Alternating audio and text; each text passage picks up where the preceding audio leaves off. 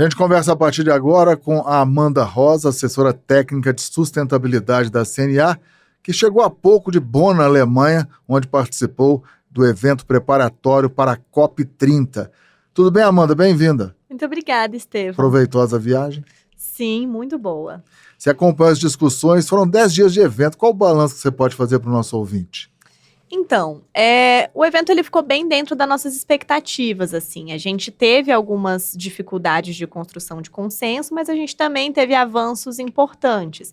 Na agenda de adaptação, a gente incluiu novos temas de discussão na transição justa, como, por exemplo, as medidas unilaterais de comércio e algumas pautas sobre financiamento por países desenvolvidos.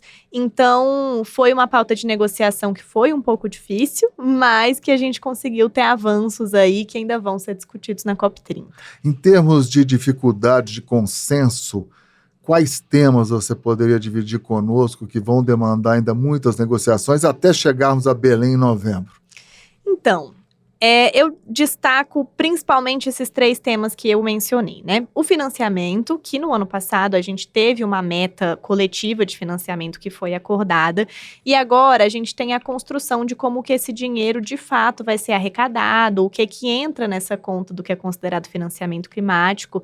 Então esse é um plano que a presidência da COP30, que esse ano é brasileira, está levando para frente para conseguir construir esse caminho de como a gente vai chegar nessa meta. Então, a gente tem aí uma dificuldade de consenso porque ninguém quer pagar essa conta, né? As fontes de financiamento, presumo, ainda são talvez os principais entraves, né? Exatamente. E também a pauta de adaptação, apesar da gente ter tido avanços, foi uma construção de consenso muito difícil.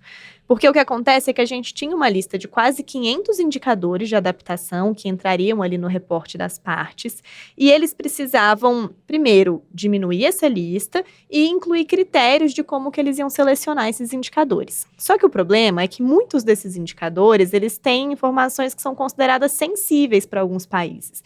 Então, quanto se gasta em adaptação, quanto se destina para outros países com adaptação, e muitos países consideram que essas informações são meio sigilosas do ponto de vista comercial. Então, a gente teve que trabalhar numa construção de consenso para falar como que esses indicadores iam ser selecionados. E ainda, a gente não teve consenso em outros aspectos estruturantes dessa decisão. Financiamento, como que isso vai ser operacionalizado. Então, é uma discussão que ainda vai durar bastante tempo. Quando você destaca a palavra adaptação, é um modelo de transição para que países tenham uma economia mais sustentável, incluindo a agricultura? Isso é a transição justa. A adaptação são as medidas que a gente toma para lidar com os impactos das mudanças do clima. Então, se a gente tem uma seca muito grande, um período de chuvas que não era esperado, temperaturas muito altas, coisas que impactam a produção ali de alguma forma, a gente tem essas medidas de adaptação que, assim, previnem quebra de safra, aumentam a resiliência dos sistemas produtivos, então isso é adaptação.